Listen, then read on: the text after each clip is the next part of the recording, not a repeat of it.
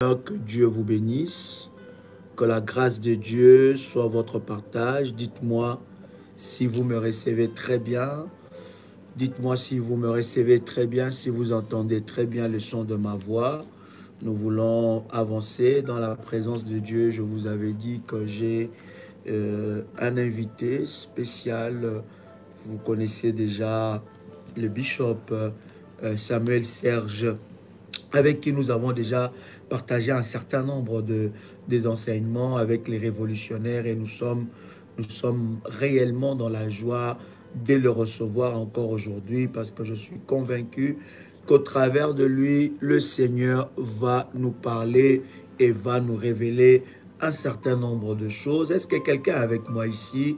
Je voudrais que vous puissiez inviter le frère et ami à venir passer ces instants puissants dans la présence de Dieu, parce que je suis convaincu que la grâce et la puissance de Dieu se manifestera fortement dans nos vies. Est-ce que vous me recevez très bien? Dites-moi si vous entendez très bien le son de ma voix. Dites-moi si vous me recevez très bien, si vous nous voyez très bien. Voilà, nous voulons avancer dans la présence de Dieu. Je voudrais que vous puissiez commencer, à partager, n'est-ce pas, ce live. Invitez les frères et amis, invitez les sœurs, invitez vos contacts de WhatsApp, parce que les choses que nous allons partager ici seront très fortes et puissantes. Je voudrais vous inviter à la prière dans la présence de Dieu, pendant que vous fermez vos yeux dans la présence de notre Seigneur. Répétez après moi: Père éternel, dans le nom de Jésus-Christ, je crois dans mon cœur et je confesse de ma bouche que le Seigneur Jésus-Christ est mort à la croix de Golgotha. Après 3 jours, il est ressuscité d'entre les morts et assis à la droite du Père. Par cet acte divin, moi qui crois au Seigneur Jésus-Christ, je suis sauvé, je suis devenu enfant de Dieu, héritier de Dieu et co-héritier avec Christ. Jésus-Christ m'a sauvé de la puissance du péché.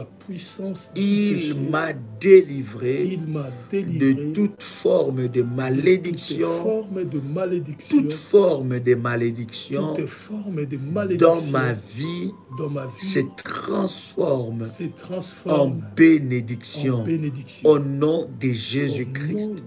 En Jésus-Christ, j'ai le pouvoir sur Satan le diable. Satan le diable viendra vers moi par un seul chemin, mais il fuira par 7 chemins.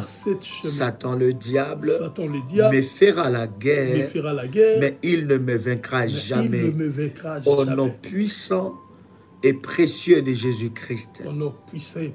En Jésus-Christ, je suis toujours la tête et non la queue. Je suis toujours en haut et non en bas. Je suis toujours le premier et non le dernier.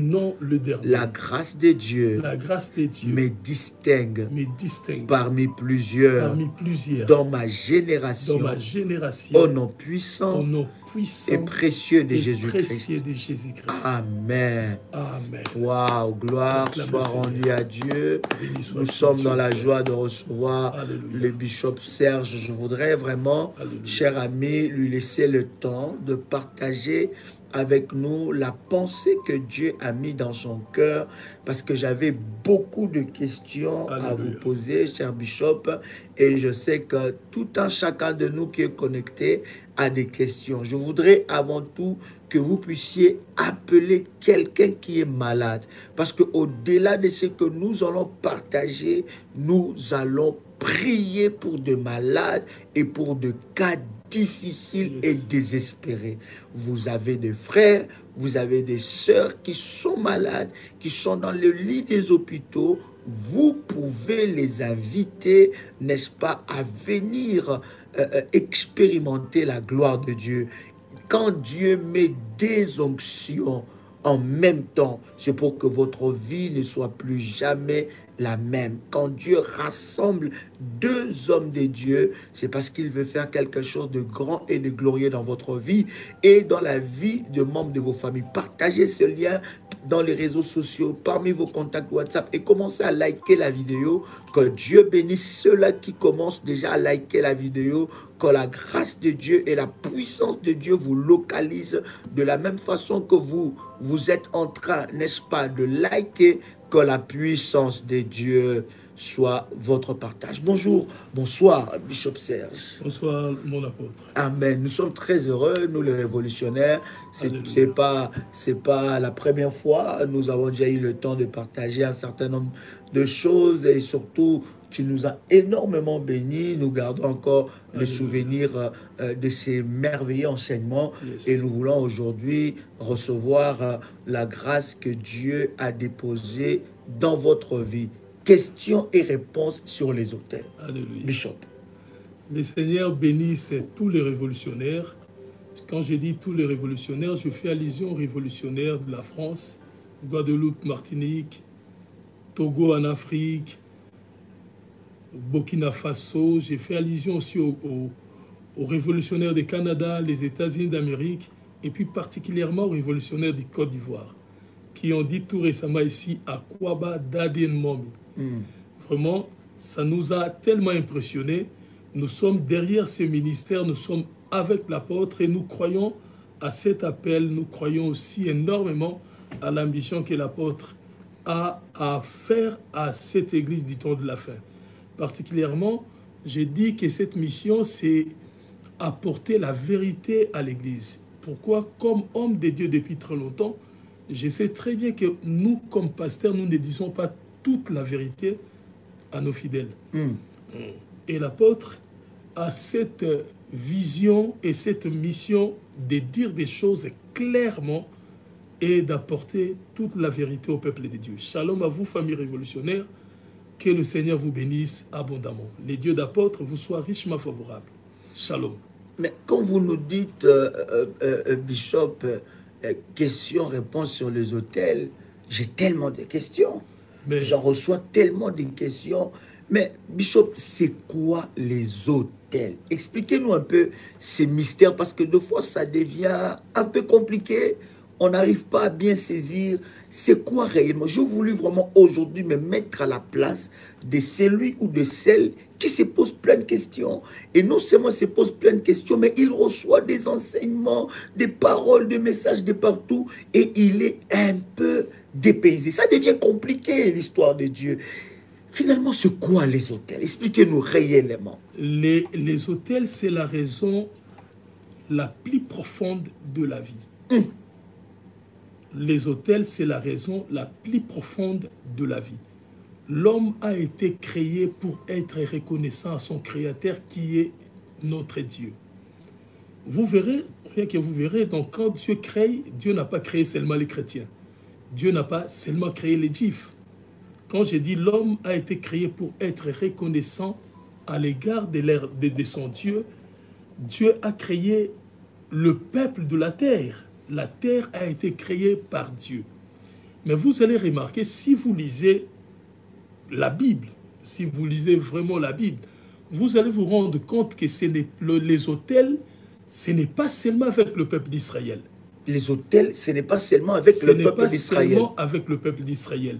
Si vous essayez d'avoir dans la Bible, dans le livre d'Exode, quand Israël, Exode chapitre 12e, quand Israël a quitté l'Égypte, ils ont marché et ils ont vu de peuples et de peuples qui sacrifiaient, qui faisaient des autels.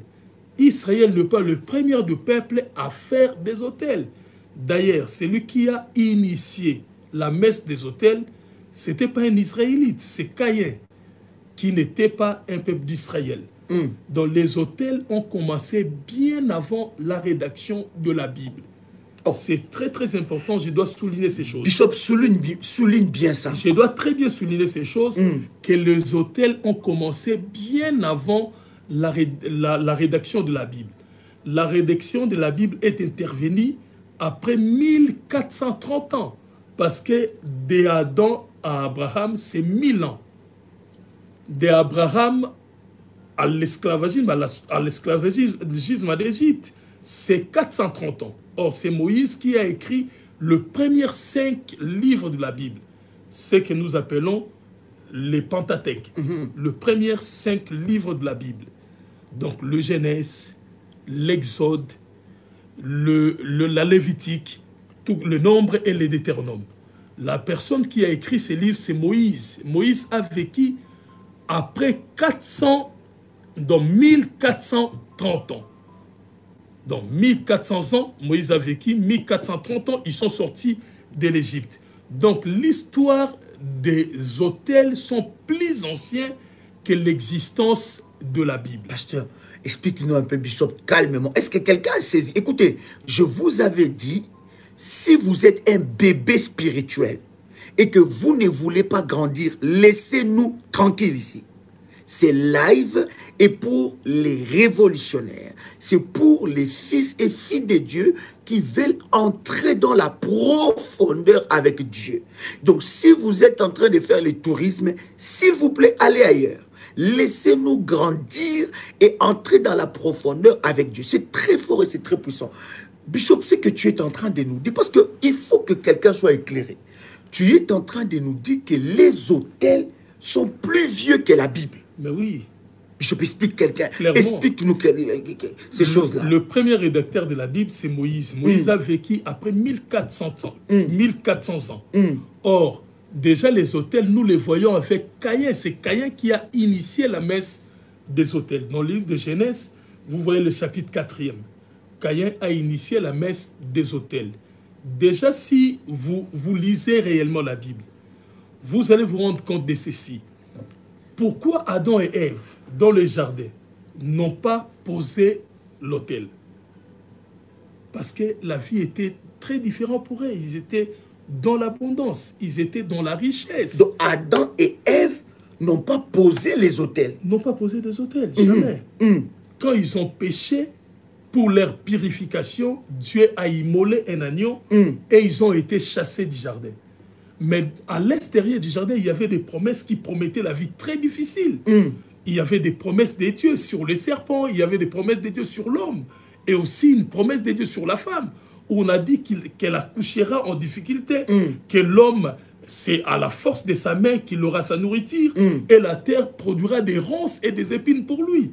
Donc les promesses d'après le péché, d'après la sortie de l'Éden, étaient tellement difficiles. Donc que la des vie... sentences que Dieu a déclarées. Mais oui, la vie devait être après l'Éden, la vie devait être très difficile. Voilà pourquoi c'est par cette raison, de cette difficulté de la vie, que Caïn et Abel ont entrepris, ont pris pour initiative de chercher, de toucher le cœur de Dieu. Et qui ont grandi dans la difficulté, ils ont pensé et essayé de chercher la face de Dieu. Moi, je dis que c'est quand tout va bien, peut-être la personne peut dire « Ah non, ça va encore ». Mais quand les choses deviennent si difficiles, la personne peut aller chercher la face du Seigneur. C'est de la même manière avec Caïn et Abel. Ils ont remarqué que les choses étaient devenues si dures. Ils ont entrepris, ils ont pris cette initiative d'aller chercher la face de Dieu en posant leurs autels. Et dans l'histoire, la Bible nous montre clairement que l'autel de Caïn, l'initiateur, a été rejeté. Le fait d'initier quelque chose ne dit à rien que vous serez accepté. Parce que Dieu est le libre arbitre, personne ne peut influencer le Seigneur. Donc Caïn a reçu la révélation, il a initié les autels, mais son autel a été refusé. Mais son autel n'a pas été validé. N'a pas été validé par le Seigneur. Donc l'histoire des autels existe avant qu'on puisse écrire la Bible. Avant l'existence de la Bible. Parce que quand quelqu'un dit, mais quand quelqu'un dit que dans la Bible, les autels, là, c'est pas comme ça. Donc, les autels, finalement, c'est quoi? Quand tu me dis que Abel, lui qui a bâti les autels, pour chercher la face de Dieu, son autel n'a pas été validé par Dieu. Mais c'est l'autel de qui a été validé, pasteur? C'est l'autel d'Abel. De Caïn n'était pas validé. Mais les deux étaient épris par ces sentiments de chercher la face de Dieu. Parce que quand on cherche la face de Dieu, c'est pour une seule raison. Pour recevoir de Dieu la grâce et la miséricorde.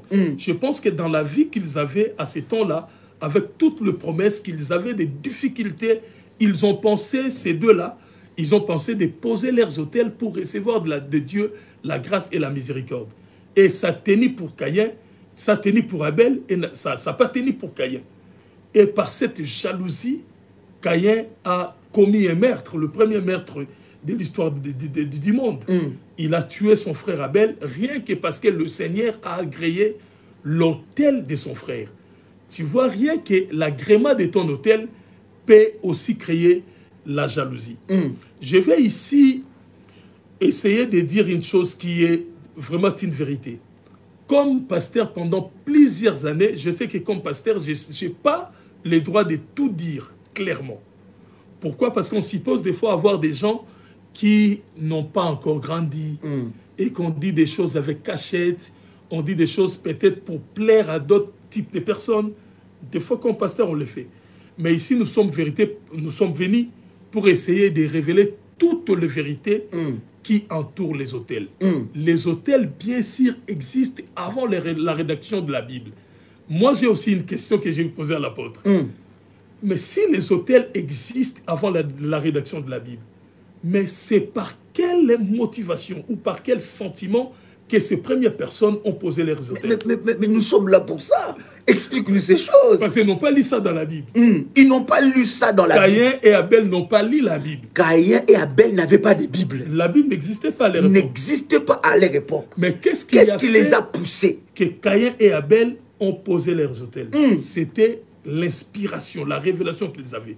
Normalement, la Bible nous amène à vivre la vie de la foi. La vie de la foi est définie par rapport aux relations que nous devons avoir directement avec notre Dieu. La Bible nous amène à vivre la... Oh my God. La Bible nous amène à vivre la vie de la foi. Donc, la foi consiste à établir cette relation entre vous et Dieu. Quand vous établissez cette relation, il va arriver des moments que vous allez commencer à écouter la voix de Dieu. Or, si vous écoutez la voix de Dieu, ça sera comme Jacob. Dieu a dit une fois à Jacob, Jacob retourne à Bethel et pose un autel à mon nom. C'est comme ça ça arrive. Donc la vie de la foi ne consiste pas seulement à lire la Bible, mais la vie de la foi consiste aussi à écouter Dieu. Quand je dis écouter Dieu, ça veut dire lire la Bible, ça veut dire écouter par la bouche des hommes de Dieu, ça veut dire écouter aussi particulièrement, personnellement Dieu par vous-même. Donc, j'ai ma Bible, d'accord? La Bible a été rédigée après les autels. Mais les autels ont existé avant la Bible, d'accord?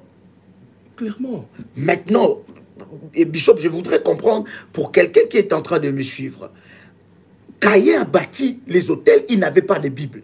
Caïn n'avait pas une Bible. Abel n'avait pas une Bible, il a bâti les autels. Jacob n'avait pas de Bible, il a bâti les autels. Parce qu'après Caïn et Abel, la troisième personne à bâtir un hôtel, c'était Noé. Donc, la troisième personne à élever un hôtel, c'était Noé. Oui, donc c'est Noé dans Genèse 8, 20e. Genèse chapitre 8, verset 20e. Est-ce que quelqu'un est en train de comprendre ces choses? Donc, Noé bâtit l'hôtel, il n'avait pas de Bible. Il n'avait pas de Bible. Abraham bâtit les hôtels, il n'avait pas les Bibles. Il n'avait pas de Bible. Le père de notre foi. Mais voilà. Tous ces hommes de la Bible qui ont bâti les hôtels, ils n'avaient pas la Bible. Mais c'est avec Moïse qu'ils ont eu les Torah. C'est avec Mais Moïse. Avant Moïse, il n'y avait rien. My God. Tous ces gens ici, ils pratiquaient leur foi. J'aime tellement la Bible, surtout dans le livre des 1 Corinthiens, non pas 1 Corinthiens, Hébreux chapitre 11e. Quand on dit c'est par la foi que Abel offra à Dieu une offrande plus meilleure que celle de Caïn. On dit c'est par la foi. On dit Noé, on dit Abraham. Tous ces gens-là qui sont cités, qui ont manifesté leur foi, n'avaient pas une Bible. C'est une vérité. Ils n'avaient pas une Bible. Donc Noé n'avait pas une Bible. Caïn d'abord. Abel et Caïn n'avaient pas une Bible. Noé n'avait pas une Bible. Abraham n'avait pas une Bible. Parce que la Bible a commencé à être écrite, c'est par Moïse. C'est après 1430 ans comme ça que la rédaction de la Bible a commencé. Tous ces gens-là d'avant, ils ont fait manifester leur foi. C'est pour vous dire que la foi n'est pas automatiquement liée avec la Bible. C'est fort, mais c'est une vérité. On est là pour être choqués. Tu peux nous choquer. Nous, on est des révolutionnaires. On est déjà préparés à grandir. Donc, Bishop, si tu as des choses à nous dire, hein, il faut nous dire. Parce que nous voulons grandir, nous voulons quitter dans les clivages et surtout dans l'esprit de la religion. Voilà. Donc, on peut vivre notre foi parce que ces gens de la Bible vivaient la foi sans la Bible. Ça veut dire que je peux vivre ma foi en lisant la Bible, mais automatiquement ma relation avec Dieu doit d'abord primer. Normalement, la Bible, c'est la Bible qui le dit. Le Seigneur Jésus dit, ces choses sont écrites, c'est pour vous servir des témoignages. Come on. Un témoignage, c'est ce qui vous poussera à vivre votre relation avec Dieu. Donc la Bible a été écrite pour nous servir des témoignages. Mais à l'écart de cela, il y a une vie que nous devons entretenir avec le Seigneur. Apprendre à écouter ses dieux. Par ses ouais ou par vous-même dans la prière. Donc, je disais ici, déjà moi, quand je grandissais dans la parole de Dieu, je sais qu'il y a tellement de conservateurs aujourd'hui, dans l'Église, il y a tellement de conservateurs, des gens qui conservent des choses, malgré qu'aujourd'hui, on sait clairement que ce n'est plus la vérité. Par exemple, moi j'ai appris le 4 lois spirituelles par le frère, nos amis, le frère du Campus pour Christ, par exemple. Ils nous ont enseigné en disant que la Bible est la parole de Dieu. Le frère du Campus pour Christ nous ont dit que la Bible est la parole de Dieu. Mais aujourd'hui, quand j'ai grandi, je me suis rendu compte qu'ils n'ont pas dit vrai. C'est très faux. Parce que le mot Bible, en latin, c'est biblos, qui veut dire bibliothèque. Selon notre version, la bibliothèque Bible est constituée de 66 livres. Donc le mot Bible ne veut pas dire la parole de Dieu. Le mot Bible veut dire bibliothèque. Et vous allez vous rendre compte, quand vous lisez la Bible, dans la Bible, il y a des paroles des hommes. Il y a aussi des paroles des dieux. D'ailleurs, je vais ici explique-nous bien ces choses. Il y a des esprits religieux qui commencent à être chauffés là. La Bible, ce n'est pas la parole de Dieu. Mais clairement. La Bible, ce n'est pas... Explique-nous clairement si quelqu'un veut comprendre quelque chose. Nous, on dit ceci. Avant, on disait différemment. Aujourd'hui, on a compris, on a grandi. J'entends quelqu'un dire, la Bible est la parole vivante de Dieu. Écoute, la Bible n'est pas la parole de Dieu. La Bible contient la parole de Dieu. Est-ce que tu as compris ça?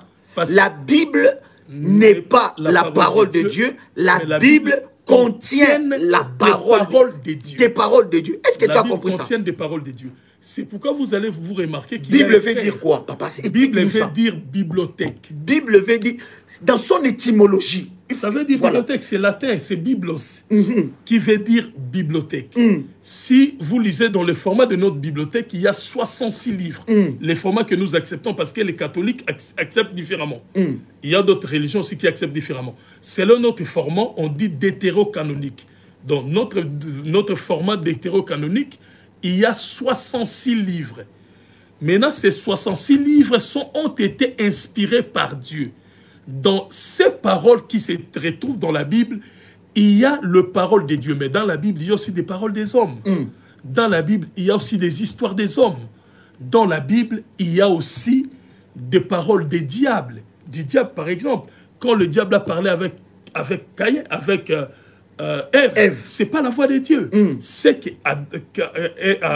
Caïn, c'est que le serpent a dit, c'est le parole a dit à Ève, c'est la parole du diable. C'était la parole du diable, c'était pas Dieu. Donc dans la Bible, il y a aussi un peu de parole du diable. Par exemple, dans le livre de Matthieu, quand le diable parlait à Jésus sur la montagne, il dit non, tu es le Fils de Dieu, tu peux t'agenouiller devant moi, je te donnerai la gloire. Tout ça, ce sont des paroles des diables. Dans la Bible, il y a la parole des hommes, il y a la parole des diables, et il y a surtout la parole des dieux. C'est pourquoi il y a un frère, la version de la Bible qu'on dit le sommaire. Si vous prenez la version du sommaire, vous allez vous rendre compte d'une chose. Le bien-aimé a fait un travail très très important. Dans quel sens? Il a mis toute la parole de Dieu dans l'Ancien Testament en rouge. Il a mis toute la parole de Jésus dans le Nouveau Testament en rouge. pourquoi il voulait aider aujourd'hui l'Église de ne pas avoir trop de confusion. Parce que des fois, on dit, c'est Dieu qui dit, mais si vous regardez, ce n'était pas Dieu qui a dit. Des fois, on dit, c'est le Seigneur Jésus qui avait dit, et si vous regardez après, c'est Paul qui dit après que c'est moi, Paul, qui dit, ce n'est pas le Seigneur. Paul faisait bien différentes de ces choses. Il dit, c'est moi, Paul, qui dit, mais ce n'est pas le Seigneur. Quelqu'un pose la question, quelles sont les paroles des hommes? Mais Cantique des Cantiques. Cantique des Cantiques, c'est dans la Bible. Par exemple, Cantique des Cantiques, ce sont les paroles des hommes. Par exemple, quand vous lisez, par exemple, le livre des 2 Chroniques, chapitre 20, verset 20, la Bible dit, pendant qu'ils partaient, l'autre là, le roi là d'Israël, il dit à son ami, on dit, le roi d'Israël dit à son ami, essaye de lire 2 Chroniques 20. Donc, il y a aussi des paroles de la Bible, des hommes dans la Bible. Par exemple, quand vous lisez l'histoire d'Esther, c'est Esther qui parlait avec... Non, l'histoire de Ruth. C'est Ruth qui parlait avec sa belle-mère. Ce sont les 2 personnes qui parlaient et sa belle-mère essayait de convaincre Ruth autour des dieux d'Israël. Voilà, ce sont des paroles des hommes. Les hommes aussi ont parlé dans la Bible, parce que dans la Bible constituait des livres historiques, la Bible constituait des livres poétiques, et il y a aussi des livres prophétiques dans la Bible. Donc il y a des livres historiques dans la Bible, il y a des livres poétiques dans la Bible, et il y a des livres prophétiques dans la Bible. Mais voilà. Est-ce que vous avez compris ces choses?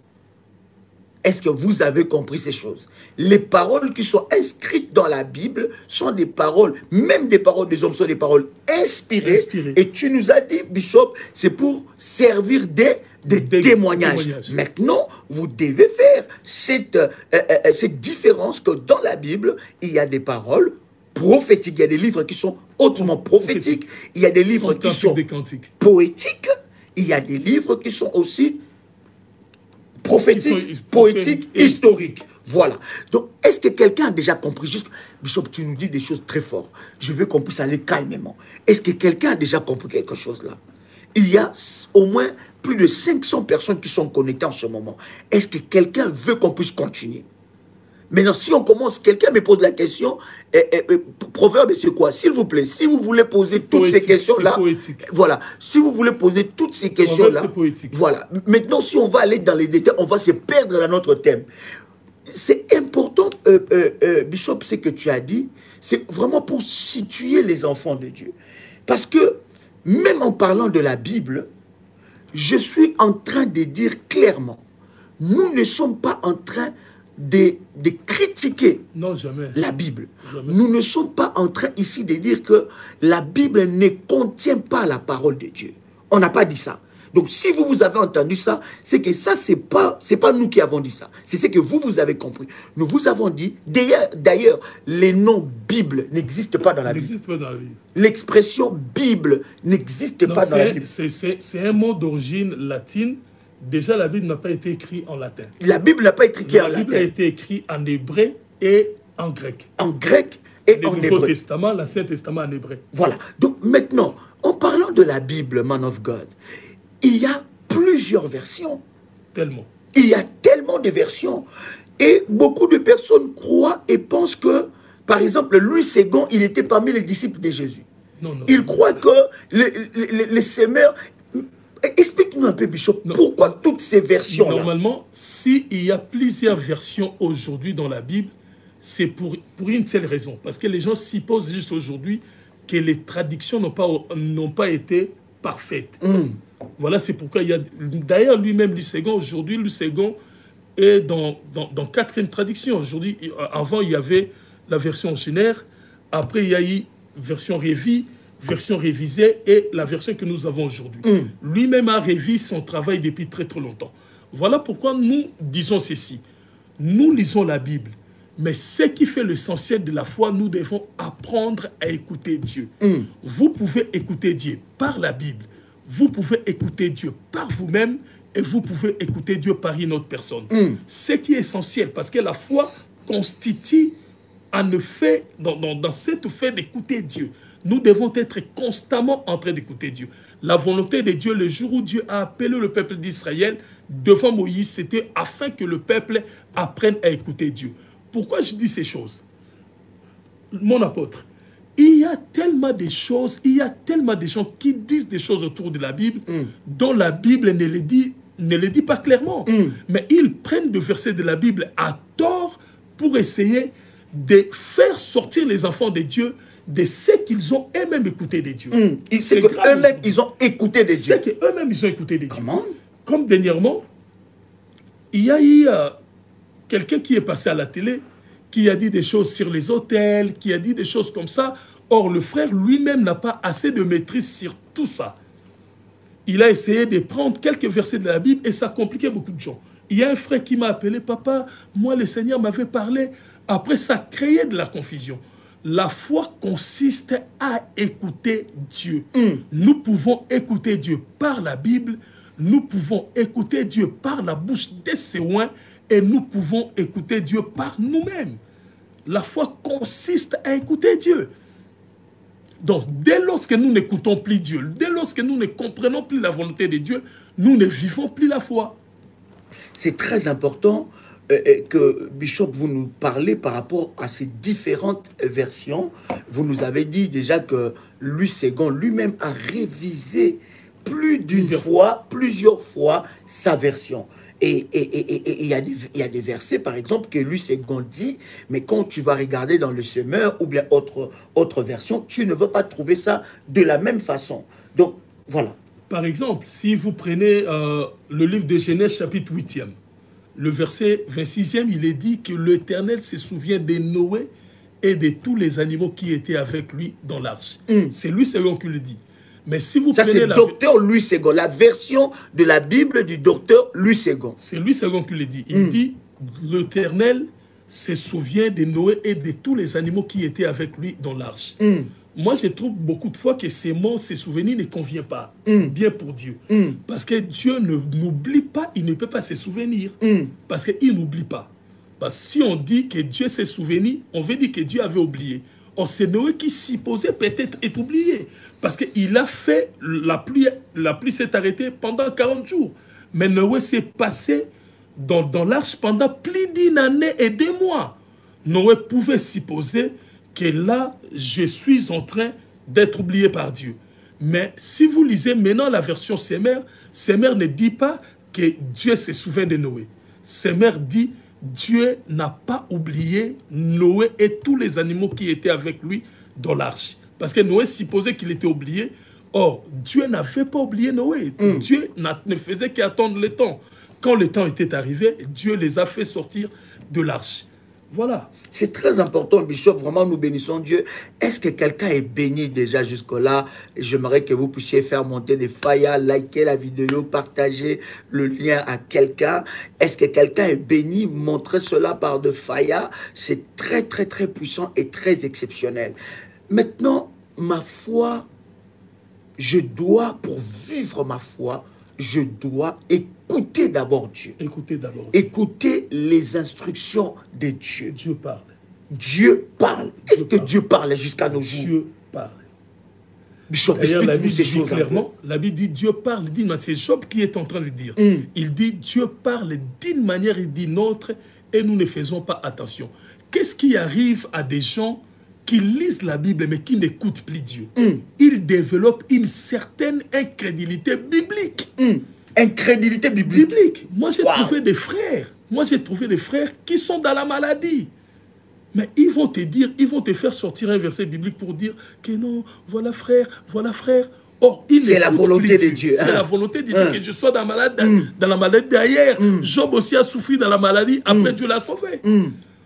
Il y a des gens qui n'écoutent plus la volonté de Dieu ou la voix de Dieu, qui ont développé une certaine incrédulité biblique. Il a ces versets bibliques. Par exemple, je vous dirai une chose. Savez-vous que beaucoup de pasteurs n'établissent plus des hôtels? Beaucoup des hommes de Dieu n'établissent pas des hôtels. Ils ont développé une certaine incrédulité comme ça. C'est pourquoi vous remarquerez que la majorité des hommes de Dieu vivent dans la pauvreté. Bien aimé, venez ici en Afrique.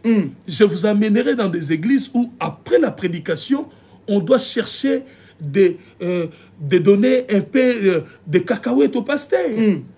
où les pasteurs souffrent, même au Brésil. Je pense que même aux États-Unis, parce que j'ai suivi une fois, je Mais lisais... partout, man of God. Oui, partout. je lisais le révérend Harvey qui a essayé de témoigner l'histoire de la vie qu'ils avaient avec son père. Donc, une incrédulité, mais biblique. Mais biblique.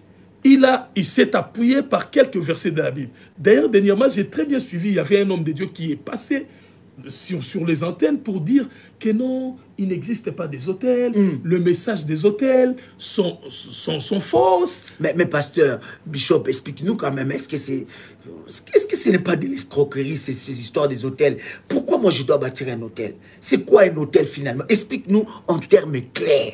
Explique-nous clairement. Quelqu'un qui est en train de me suivre, il va dire c'est quoi un hôtel? Explique-nous clairement c'est quoi. Pourquoi je dois bâtir les hôtels? Pourquoi tout le monde maintenant, c'est les hôtels? C'est des escroqueries. C'est pas des pasteurs qui sont en train d'escroquer l'argent des gens. Explique-nous ces choses. Pourquoi tout le temps? Explique-nous, Bishop. On veut savoir. Des hôtels sont des offrandes volontaires que nous apportons à Dieu pour recevoir grâce et miséricorde. D'ailleurs, j'avais très bien aimé, dernièrement quand j'ai suivi le pasteur qui parlait pour dire que les hôtels sont des escroqueries, tout ça, j'ai suivi. Mais j'ai regardé dans certaines vidéos, lui-même dans son église, il demandait aux gens d'apporter les offrandes pour la construction. Il demandait aux gens, il y avait toute une panier là devant où les gens apportaient les offrandes. Les hôtels symbolisent les offrandes que nous apportons à Dieu. Or, il y a un principe qui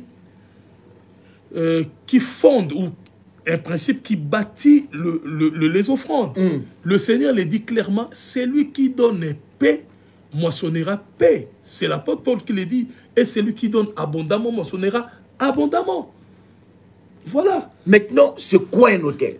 L'autel... Parce que là, tu n'as pas répondu à ma question. L'autel, ce sont les offrandes que nous apportons à Dieu. Mais je donne déjà mes offrandes tous les jours à l'église. Non, les offrandes particulières. Parce mais particulières comment? Les offrandes de tous les jours à l'église, c'est ce que nous apportons tous les jours. Les autels, c'est quoi? Les autels, ce sont les offrandes que nous donnons pour des sujets bien précis pour nos vies. D'ailleurs, il y a un passage très important de la Bible. Parce que j'ai essayé aujourd'hui de marcher sur le pas d'Abraham. Il y a un passage très très important que je vais vous apporter sur Abraham dans Genèse chapitre 13, verset 4e.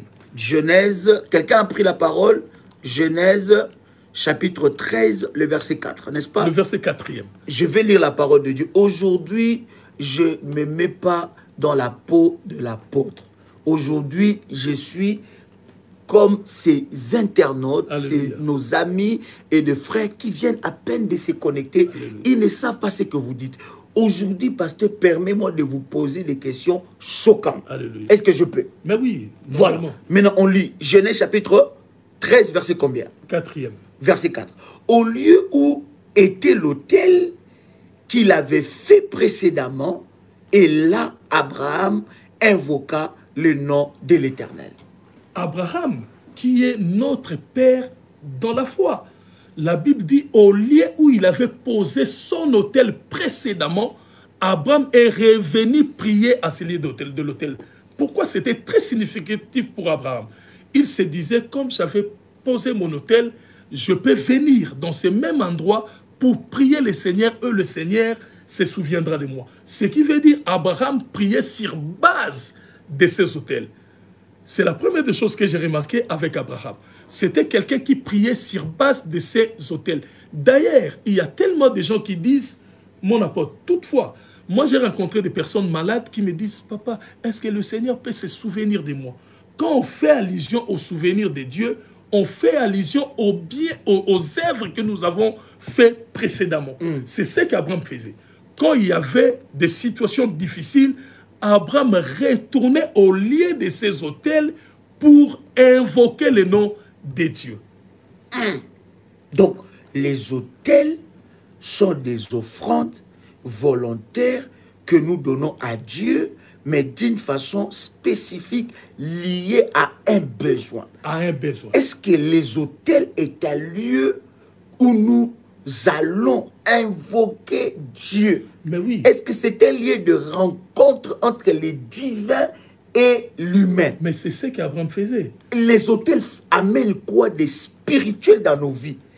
Ça fait que nos prières soient si intentionnées. Dans quel sens? Moi, je trouve que quand quelqu'un prie, il dit « Seigneur, je veux que tu me donnes ceci », c'est vague. C'est pas comme ça que Anne priait. Quand Anne priait, il faisait toujours allusion à ces autels qu'il posait avant. Il donnait des raisons. Parce que la raison, c'est aussi des choses qui amènent la grâce. Quand tu dis « Seigneur, je veux ceci », pour quelle raison? Or, nos autels constituent une certaine raison pour Dieu à cause de nos vies. Explique-nous ces choses, Bishop. Je ne suis pas satisfait. Je suis pas satisfait. Par exemple, quelqu'un qui n'a pas d'enfant, mais qui bâtit des hôtels pour les enfants. Ces hôtels peuvent devenir une raison qu'elle aura des enfants. Mais Bishop, pour dire à Dieu, mais Seigneur, pourquoi je veux bâtir un hôtel? Jésus a déjà fait ça. L'hôtel déjà de Golgotha est là. C'est le sacrifice, parce que vous nous dites, quand on parle de l'offrande, on voit les sacrifices. Les hôtels sont des sacrifices, parce que les offrandes sont des sacrifices, on est d'accord. Maintenant, pourquoi je dois faire ça? Parce que les hôtels, c'est pour les Anciens Testaments. L'Ancien Testament, on bâtissait des hôtels parce que Jésus n'était pas mort. Non, mais Jésus est déjà mort. L'Ancien Testament n'existait pas. Ah, explique-nous, Bishop. L'Ancien Testament n'existe pas. N'existe pas, c'est la théologie qui a créé tout ça. Donc c'est la théologie qui a créé l'Ancien Testament. Ce qu'il faut savoir sur la Bible, que la Bible, c'est... Commencer à faire ce travail-ci, je le fais plusieurs fois. Donc je ne lis pas seulement les paroles traduites de la Bible. Moi, je prends le soin de lire les notes de la rédaction biblique. Vous allez vous rendre compte que la Bible que vous lisez, il y a eu plus de 1000 et quelques personnes qui sont des savants en linguistique, qui sont des théologiens réputés mondiaux, qui ont vraiment rassemblé tous ces livres, qui ont fait les interprétations, les traductions. Voilà, ce sont eux qui ont établi que l'Ancien et le Nouveau Testament. Or, dans la Bible, vous ne verrez des alliances, mais vous ne verrez pas l'Ancien et le Nouveau Testament. Donc, Bishop, tu veux nous dire que l'expression où les gens disent que non, ça c'est pour l'Ancien Testament, ça c'est pour l'Ancien Testament. Donc, tu veux nous dire que l'expression Ancien Testament ou Nouveau Testament, non seulement ça ne se trouve pas dans la Bible, et des deux, ce sont des théologiens. Donc, c'est théologique. C'est théologique. Ça n'a rien à voir de spirituel. Ça n'a rien à voir de spirituel. Comment, Bishop? Parce que si vous essayez de lire la Bible, vous allez voir que toute la Bible a une pensée qui continue. Dans la Bible, la pensée ne s'arrête pas. Par exemple, normalement, la Bible devait s'arrêter autour du jour où Adam et Ève étaient sortis du jardin. Mais pendant que Dieu chassait Adam et Ève du jardin, vous verrez que Dieu a donné une promesse. C'est à cause de cette promesse-là que l'histoire qui est rencontrée dans la Bible a continué.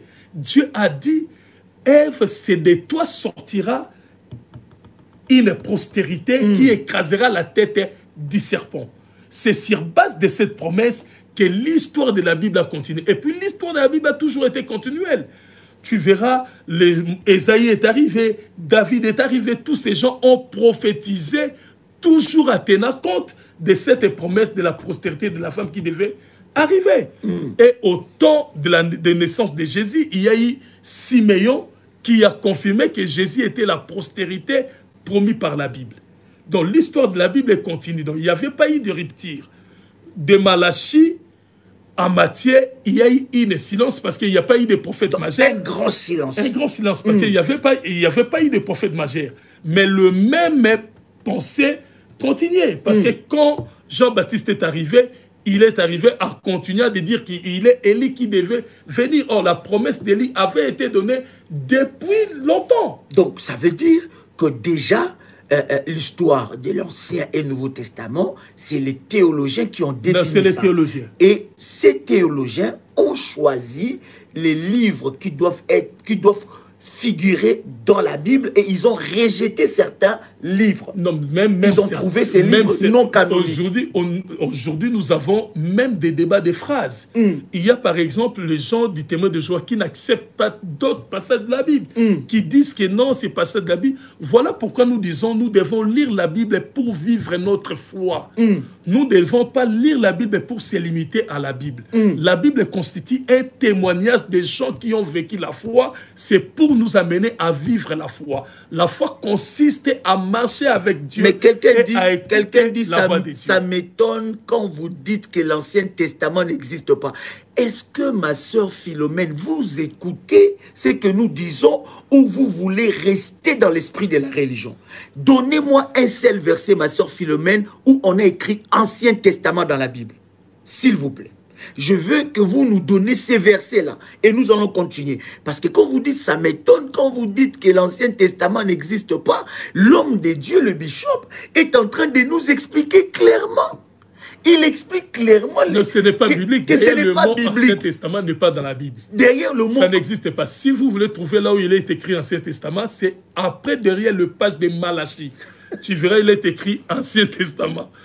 C'est avant le page de Matthieu qui est écrit Nouveau Testament. C'est les théologiens qui ont tout constitué. Normalement, ça n'existe pas. Donc, c'est les théologiens. Je ne sais pas si nous sommes enfermés dans l'esprit de la religion. Justement, c'est ça le travail de la prière révolutionnaire. Nous voulons, au travers de ces temps comme ça, nous allons le multiplier, pasteur, bishop. Nous allons le multiplier parce que ça doit être des temps de questions-réponses comme ça, parce que ça doit nous éclairer. Nous voulons que vous puissiez d'abord vivre votre foi, que votre foi soit connectée à Dieu.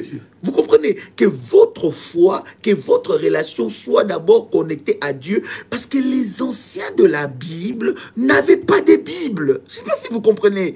Ils vivaient leur foi. Abraham n'avait pas de Bible. Adam et Ève n'avaient pas de Bible. Abel n'avait pas de Bible. Noé n'avait pas de Bible. Jacob n'avait pas. Tous ces hommes que nous lisons, qui ont fait des exploits avec Dieu, ils n'avaient pas de Bible. Ça veut dire qu'ils vivaient leur relation au-delà de la Bible. La Bible contient la parole de Dieu, mais votre relation, votre foi, vous devez la connecter avec Dieu. Est-ce que c'est pas clair ça? Oh Seigneur, brise l'esprit de la religion. Maintenant, l'Ancien Testament, l'homme de Dieu nous a dit clairement ici que ce sont des expressions théologiques. Ce n'est pas Dieu qui a dit appeler ça Ancien Testament. La Bible, vous devez la prendre en entièreté ou bien vous la laissez. Vous ne devez pas prendre la parole de Dieu et dire que ça c'est l'Ancien Testament, ça c'est le Nouveau Testament. Déjà l'expression Ancien Testament et Nouveau Testament, ce sont tous ces docteurs théologiques qui ont écrit ça. Mais essayez seulement de prendre des avant-propos de votre Bible. Avant de prendre les paroles de la Bible traduite, essayez de lire les notes. Comment ça a été fait, votre version de la Bible. Vous verrez que ce sont des docteurs qui ont jugé de mettre certaines phrases dans la Bible. Aujourd'hui, par la grâce de Dieu, au travers du Saint-Esprit, nous comprenons des choses différemment. C'est pourquoi nous devons aussi apporter des vérités que nous ne disons pas à l'Église. Il y a des choses que nos pasteurs à l'Église ne disent pas. Pourquoi ils disent que quand vous dites aux gens que la Bible n'est pas la parole de Dieu, que la Bible contient la parole de Dieu, vous allez réduire la valeur de la Bible. Or, ce n'est pas ça. Nous devons clairement expliquer aux gens que nous devons lire la Bible comme témoignage de gens qui ont vécu la foi, parce que nous avons aussi d'histoires à vivre avec Dieu. Nous avons aussi notre histoire à vivre. Frère, quand tu parles d'Abraham, ce n'est pas toi. Tu as l'histoire à vivre avec Dieu. L'histoire d'Abraham doit servir de témoignage parce que toi aussi, tu as des défis à relever avec Dieu. Pour relever ces défis, vous devez vivre votre foi. Votre foi en communion avec Dieu. Et les Juifs ne lisent pas la Bible. Non, ils ont seulement le Torah. Ils ont que le Torah. Ils n'ont pas la Bible. Mais ils vivent les merveilleuses promesses de Dieu. Et d'ailleurs, c'est de eux qu'on parle dans la Bible. Voilà. Mais ils ne lisent pas ça. Il faut vivre la foi. C'est un débat de petit esprit. Et j'ai voulu ensemble avec vous déjà raser ça pour que vous puissiez grandir spirituellement. Parce que des fois, nous brisons la révélation, Bishop, nous brisons la révélation, nous brisons notre communion avec Dieu parce que quelqu'un va venir que c'est écrit dans la Bible? Est-ce que c'est... Mais la Bible n'a pas tout écrit. D'ailleurs, le Seigneur lui-même l'a dit, que si tout ce qu'il avait fait, lui-même le Seigneur, il a dit, si tout ce qu'il avait fait était écrit, le monde n'allait pas contenir tous les livres. Mais ce qui a été écrit, c'est pour servir de témoignage. Donc la Bible n'a pas tout expliqué. Voilà pourquoi le Saint-Esprit nous a été envoyé. La Bible n'a pas tout dit. La Bible, c'est le fondement de notre foi. Mais il y a des choses qui doivent être continuées. Oh, il y a le Saint-Esprit qui vient pour nous conduire dans la vérité. Voilà les choses. Donc la Bible, d'ailleurs, c'est puissant ce que vous dites, Bishop, la Bible n'a pas tout dit. N'a pas tout dit. Parce que si la Bible disait tout, d'ailleurs, d'abord, de ce que Jésus-Christ avait fait sur la terre, il n'y aurait pas de place pour écrire tout ça. Voilà, il n'y aura pas de place. Le Seigneur lui-même l'a dit. La Bible dit. Si la Bible avait tout dit de ce que le Seigneur Jésus avait fait, le monde n'allait pas contenir sous tous ces livres. Dans la Bible, c'est les témoignages afin que nous puissions avoir des exemples à bâtir notre foi. Il faut bâtir votre foi. Bâtir votre foi en communion avec Dieu. En écoutant Dieu, en recevant des révélations de la part de Dieu. Avoir la Bible comme un témoignage de ceux qui ont marché avec Dieu, et la Bible contient la parole de Dieu. Et c'est puissant, Bishop, ce que tu nous dis. Donc, une fois nous comprenons cela, nous vivons notre foi. Vous allez vivre la foi. Nous vivons dans la révélation. Vous allez vivre la foi. Nous vivons notre histoire. J'ai aimé ce que vous avez dit, Bishop, c'est qu'Abraham n'est pas nous. Abraham n'est pas nous. Isaac n'est pas nous. Isaac n'est pas nous. Isaac n'était pas congolais. Non, jamais. Isaac n'était pas chabin. Isaac n'était pas martiniquais. Isaac avait son histoire. Je me sers de cette histoire-là comme un témoignage pour que moi aussi, au travers de l'histoire d'Isaac, que je vive ma foi et ma révélation avec Dieu. La Bible est établie pour servir de témoignage. Mais est-ce que quelqu'un a compris ça? Afin que nous puissions vivre notre foi. Quand vous vous limitez dans la Bible, vous avez passé de côté. La Bible se sert de témoignages. En lisant la Bible, vous devez développer votre foi pour vivre votre tour, votre témoignage. Oh my God, j'aime ça, Bishop. Répète ça encore, j'aime ça, c'est puissant. Donc la Bible constitue des témoignages pour qu'avec la Bible, vous puissiez développer votre foi pour vivre votre témoignage à vous. Donc, il y a un support qui est là, et au travers de ce support, je dois développer et vivre ma foi, vivre ma relation avec Dieu, dans la révélation. Alléluia. Donc, Bishop, tu veux nous dire que Dieu parle encore. En dehors de la Bible, Dieu peut nous parler. Mais oui. Ah, Bishop. Oui. D'ailleurs, si vous regardez... C'est pas choquant ça? Non, c'est Sauté qui parle du Nouveau Testament. Il y avait un homme dans l'Acte des Apôtres, chapitre 10e. J'aime cet homme qui s'appelait Corneille. La Bible dit il était un non-juif. Cet homme-là, à son époque, il n'y avait pas une Bible comme à notre époque. Il y avait un Torah qui était en hébreu. Lui n'était pas hébraïque, il était grec. Parce que le Nouveau Testament n'était pas encore écrit dans le livre des Actes, chapitre 10e. Tu verras même l'apôtre Paul lisait le Torah. Donc la Bible n'existait pas à cette époque-là. Le Messie là qui s'appelle Corneille, la Bible dit, dans Actes chapitre 10e, il priait constamment et il faisait constamment des aumônes. Et Dieu est venu, Dieu a dit à Corneille d'envoyer quelqu'un pour aller appeler Pierre, Céphas, qui était de l'autre côté de la ville. Voyez-vous, Corneille qui était... J'aime Corneille, pourquoi j'ai dit que Corneille est presque comme nous. Il était non-juif, nous sommes des non-juifs. C'est pour dire que les choses de Dieu ne sont pas pour les juifs. Les choses de Dieu sont pour tout le monde, pour toutes les nationalités possibles. Corneille, déjà dans la Bible parle dans Actes chapitre 10e de ce Corneille qui était un officier grec. Mais il a prié constamment le Seigneur, il a cherché la face de Dieu, et la Bible dit un jour Dieu est venu lui parler. Je vais dire ceci clairement. Si vous lisez la Bible, si vous priez constamment, vous devez un jour écouter la voix de Dieu. Si vous lisez la Bible, si vous priez constamment, vous devez un jour écouter la voix de Dieu. Et c'est pour Corneille, un jour Corneille a écouté la voix de Dieu. Dieu lui a dit clairement qu'il devait faire appel à Céphas. Céphas est venu jusque dans la maison de Corneille. Céphas a prié avec Corneille et le Saint-Esprit est descendu sur Corneille. D'ailleurs, c'était un problème grave pour l'Église de cette époque. Parce qu'il supposait que les étrangers n'avaient pas droit. Au point que Pierre a été même fait appeler par les anciens de l'Église pour lui poser cette question. Mais pourquoi le Saint-Esprit est descendu chez les païens? Corneille n'est pas un juif. Mais Pierre a dit, si Dieu a trouvé mieux de donner ce que nous avons reçu aux étrangers, c'est normal. Voyez-vous, bien-aimés.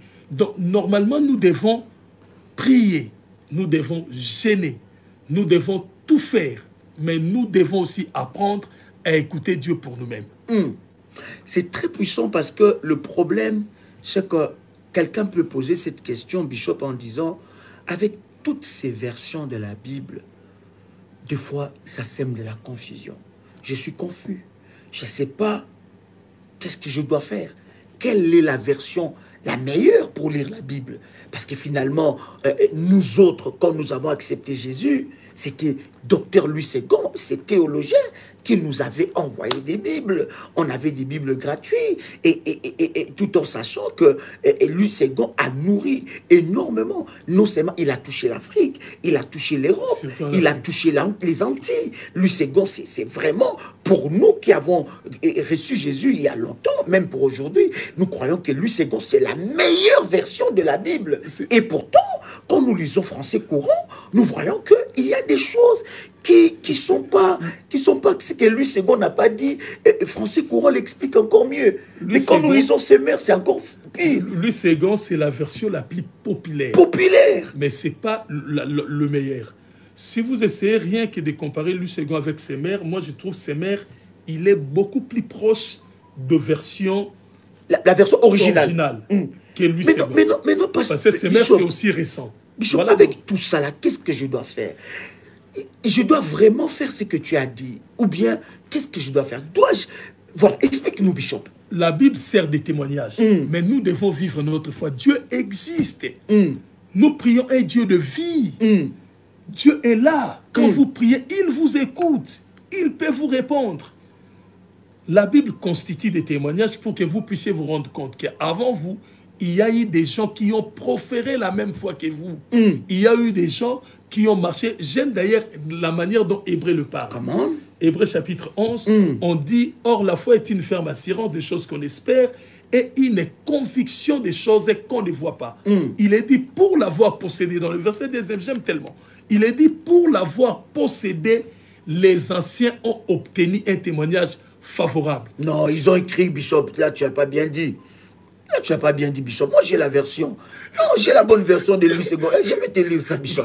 La Bible dit, pour avoir possédé la Bible, les anciens ont obtenu un témoignage favorable. Non, ce n'est pas pour avoir possédé la Bible. Ah, non, non, Bishop. Non, avoir possédé la foi. C'est vrai. D'ailleurs, Hébreu 11, moi, je dis que c'est le livre de la foi. C'est le chapitre d'Hébreu qui nous parle, qui vraiment fait tout pour la foi. Et puis aujourd'hui, mon apôtre, il y a des choses étonnantes. Il y a des gens qui pensent que la foi ne sert qu'à vivre des miracles avec Dieu. Or, la foi ne sert pas seulement à vivre le miracle avec Dieu, mais la foi sert aussi à passer des temps difficiles avec Dieu. Oh, Bishop, ça c'est fort. Explique-nous ces choses. Explique-nous. La foi, oh my God. J'aime ça. La foi ne sert pas seulement à vivre des miracles avec Dieu, mais la foi sert aussi à résister des temps difficiles avec Dieu. Parce que dans la foi, il y aura des temps difficiles qui arriveront. Dans la foi, il y aura des miracles qui arriveront. Si vous lisez rien que dans Hébreu chapitre 11, vous verrez, le livre et le chapitre est divisé. On a commencé par des gens qui ont vécu des miracles avec Dieu.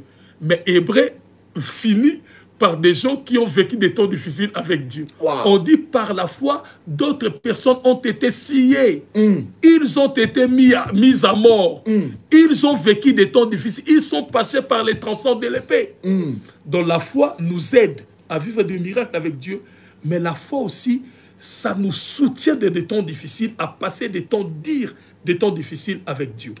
J'aime tellement. Il est dit, or la foi est une ferme assurance des choses qu'on espère et une démonstration, autrement une conviction des choses qu'on ne voit pas. Donc la foi consiste à des choses, à avoir une ferme assurance des choses que tu espères, mais aussi à être certain de ce que tu ne vois pas. Qu'est-ce que tu ne vois pas? C'est Dieu. La foi t'aide à être sûr de Dieu que tu ne vois pas et à être ferme de tes espérances. Et la Bible dit à cause de cette foi-là, parce que les gens d'autrefois, ils croyaient à Dieu et ils étaient sûrs de leurs espérances. La Bible dit ils ont vécu des témoignages favorables. Tu veux vivre des témoignages favorables, il faut suivre la voie de la foi. Prends la Bible comme étant les témoignages qui doivent nourrir ta foi. Mais grandis dans la foi pour vivre Dieu. Tout ce que tu veux, c'est vivre Dieu. Alléluia. Mon frère Peter Mwanza, maintenant si tu crois qu'on va répondre à toutes ces questions-là, ça sera très compliqué. Je veux te demander de suivre le live depuis le début et tu verras, tu trouveras toi-même les réponses à toutes ces questions que tu poses. Parce que si on doit, il y a au moins plus de 500 personnes qui sont connectées en ce moment et les questions que tu es en train de poser sont déjà, on a déjà répondu à cela. Bishop, je voudrais que vous puissiez prier pour ceux qui sont malades. Je ne sais pas pour vous si vous êtes d'accord, nous voulons encore recevoir le bishop pour que nous puissions finalement rentrer pour par les questions des hôtels, les vérités bibliques autour des hôtels. Donc il faut que nous puissions maintenant rentrer des vérités prophétiques et des vérités spirituelles autour des hôtels. Donc je veux que nous puissions rentrer à parler maintenant de ça. Et puis mon apôtre, à part tout ce que nous avons, par exemple, moi, j'ai eu la grâce de lire la Bible. Je lis tellement la Bible, puis j'ai passé dans des sessions... Bishop, vous m'avez dit, il faut dire ce que vous avez fait. Vous m'avez dit, vous avez lu la Bible au moins 17 fois. Toute la Bible. J'ai lu toute la Bible plusieurs fois dans ma vie. Et puis pas seulement en français. Je l'ai lu en anglais, je l'ai lu aussi en portugais. Je lis tellement la Bible. À part ce que j'ai appris par moi-même dans la Bible, à part ce que j'ai appris par mes pasteurs à l'église, mais j'écoute aussi beaucoup Dieu. Je trouve beaucoup plus de sens de tout ce que j'ai lu dans la Bible quand j'écoute la voix de Dieu. Ça devient beaucoup plus clair. Alléluia, my God. Ça devient beaucoup plus clair. My God. J'aimerais, Bishop, que tu puisses prier pour quelqu'un. Nous avons dit que nous allons prier spécialement pour ceux qui sont malades et qui ont de cas désespérés. Alléluia. Je voudrais te laisser le temps de prier. Et est-ce que vous voulez que nous puissions revenir avec le bishop? On se donne rendez-vous avant la fin de cette semaine ou bien le lundi ou le mardi. Mais je voudrais vraiment que nous puissions revenir avec le bishop et que nous puissions finalement entrer sur ces vérités autour des hôtels. Faites-les savoir par de Faya que vous faites monter. Comme ça, le bishop va revenir. Je vais vraiment bousculer un peu ton agenda. Et je voudrais vraiment que nous puissions y revenir encore parce que le point que nous avons parlé aujourd'hui, ces fondements sont très importants pour nous permettre, n'est-ce pas, à avancer et à passer encore de moments puissants. Je pense que Bishop, dimanche, on va vraiment faire ce programme-là. On se donne rendez-vous. Je serai là pour les révolutionnaires. Voilà, on se donne rendez-vous dimanche 21h, heure de Paris. Alléluia. On fait comme ça? Très bien.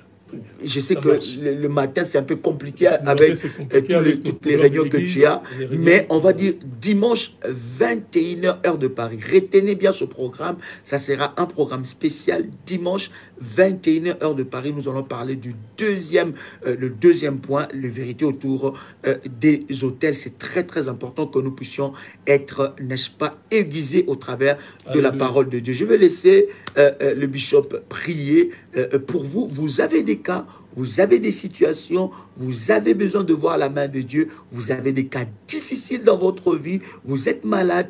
Nous voulons recevoir la prière de l'homme de Dieu. Vous pouvez prier en français, en lingala, en anglais, en portugais. Il y a des gens qui parlent portugais qui nous suivent ici, Bishop. Il y a des gens qui parlent anglais qui nous suivent ici. Il y a des gens qui parlent lingala. Bishop, explose et nous voulons recevoir ce que Dieu a déposé en vous. Si vous avez votre manteau, prenez votre manteau. Ou carrément, si vous n'avez pas votre manteau, prends votre main, tiens, mettez votre main sur le cœur. Nous voulons prier, le Seigneur fera des choses avec vous ce soir. Père éternel, au nom du Seigneur Jésus, C'est toi qui as dit que vous servirez l'Éternel, il éloignera la maladie, il bénira vos eaux, il bénira votre pain. Seigneur Père éternel, je viens maintenant au nom de ton Fils Jésus, celui qui est notre Seigneur et notre Sauveur, celui qui est mort à la croix, Seigneur Père éternel, pour être une provision, Père, de guérison pour ma sœur qui est malade, pour constituer une provision, Seigneur, de guérison pour mon frère qui est malade. Au nom du Seigneur Jésus, Père, laisse que cette maladie, au devant de ta fille, soit éloignée au nom du Seigneur Jésus. Laisse que cette maladie, au devant de ton Fils, soit éloignée au nom du Seigneur Jésus. Père, je prie, Seigneur Tout-Puissant Dieu, je suis ton oint, mon esprit est vivant. Père, je vais spirituellement dans la maison de cette sœur, dans la maison de notre frère qui est malade, Seigneur Tout-Puissant Dieu, et je tiens cette maladie, je l'éloigne de lui au nom de Jésus, au nom puissant de Jésus. Père, qu'il soit guéri. Père, accomplis tes promesses, car tu as dit, Seigneur Tout-Puissant Dieu, que la prière de la foi guérira le malade et le Seigneur le relèvera. Que le Seigneur, Seigneur Tout-Puissant Dieu, tu te lèves et que tu relèves mon frère qui était malade. Au nom du Seigneur Jésus, je prie, je dis Amen. Amen. Parce que prière en portugais, en anglais, on veut entendre ça, Bishop. Amène-nous encore plus haut. Lord, we bless everyone, every of our brothers. Father, we are sick in this moment. In the name of Jesus, Lord, touch this brother. Lord, touch our sister. We are sick in this moment. Lord, let the healing, supernatural healing, possess our body. Lord Almighty God, let that he receive the healing now in Jesus' mighty name we pray. In the name of Jesus, be here in your home. In Jesus' mighty name we pray. Amen. Lord, Father Jesus, Deus poderoso, estamos orando, Pai Deus, agora. Pai, acerca de todos nossos irmãos, também o irmão que está agora doente. Pai Deus, o nome do Cristo. Pai, deixa que seja curada. Pai Deus, o espírito da doença, eu tiro isso fora desta casa. Pai, agora que o espírito da paz, o espírito da cura, entra nessa casa, o nome do Cristo. Seja curado agora, agora mesmo. O nome do Cristo, Amen. Amen, amen, amen, amen. Que Dieu vous bénisse, que la grâce de Dieu soit avec vous. Nous étions énormément bénis encore aujourd'hui. Je suis convaincu que le Seigneur se manifestera encore fortement dans vos vies. N'oubliez pas, nous sommes en train de nous préparer pour ce programme puissant du 10 octobre pour, n'est-ce pas, élever l'autel du trône et briser, n'est-ce pas, le trône maléfique et arracher le trône qui nous a été volé et surtout briser le sceptre de la méchanceté. Que Dieu vous bénisse. C'est un réel plaisir pour moi et pour le bishop de partager ces instants avec vous. Shalom chez vous. Shalom, le Seigneur bénisse. Amen. Ciao.